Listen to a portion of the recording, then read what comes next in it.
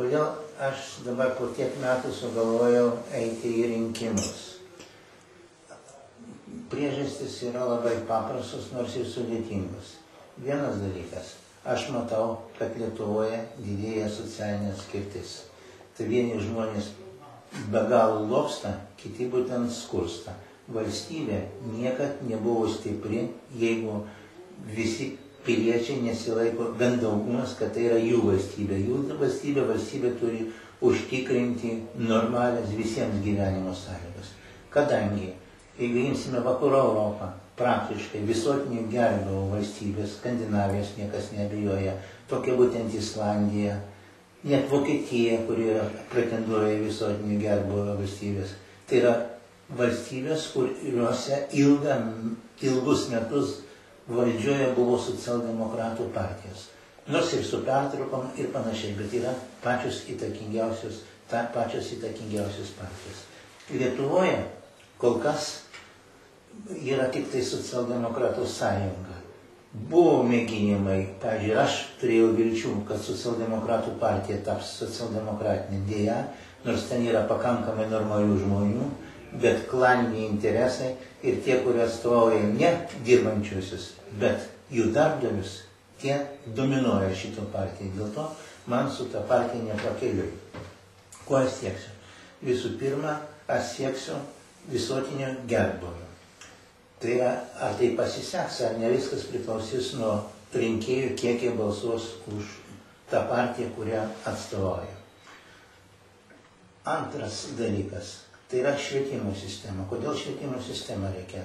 Ypatingai, nes vaikas ugdosi mokykloje. Jeigu vaikas nesijaus, kad ta valstybė yra jo valstybė, jis suaugęs taip pat neturės progos. Reiškia, švietimas turi būti viena iš tokių pagrindinių.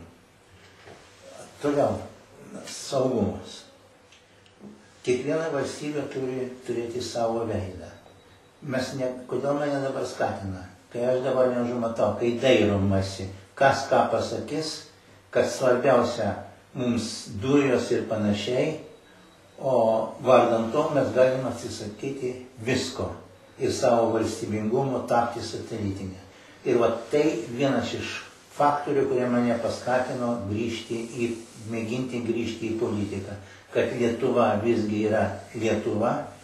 Ir trečias dalykas, mane netenkina teisinė sistema.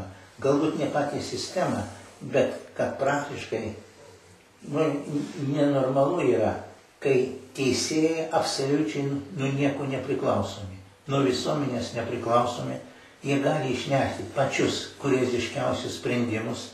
Jeigu jos nepagaus, imant kyšius, jis gali, taip iki senatis teisėjauti ir panašiai už nekvalifikuotus sprendimus neatsako. Čia reiškia įstatymo spragos.